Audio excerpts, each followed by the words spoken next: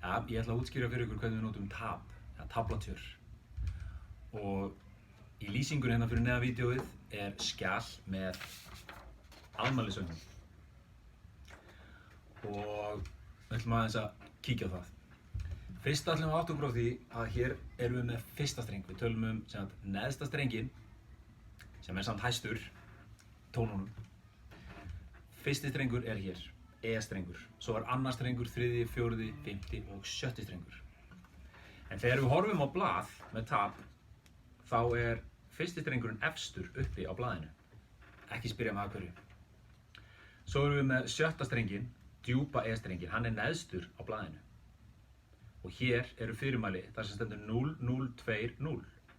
Hvað þýðir það? Jú, við erum með þessi bönd hérna á gítarnum. 1, 2, 3, 4, 5, 6, 7, 8 og svo framvegis. Og allt þetta svæði hérna er fyrsta band.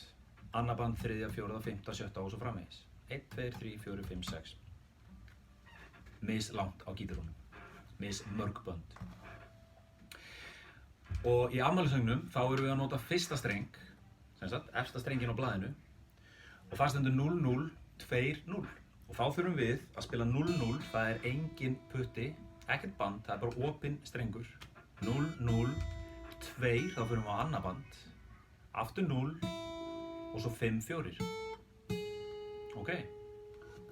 Þannig að við erum með 0, 0, 2, 0, 5, 4. Svo kemur aftur 0, 0, 2, 0. 7, 5.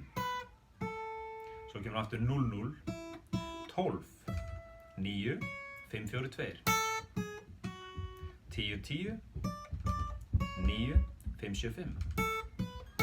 Svona getum við lært að spila lög með því að nota tab-systemið. Ef þið eru með óskalög eða einhverjar spurningar þá kommentiði, annars segi ég bara gangi ykkur vel að spila og hafið það rosalega gott.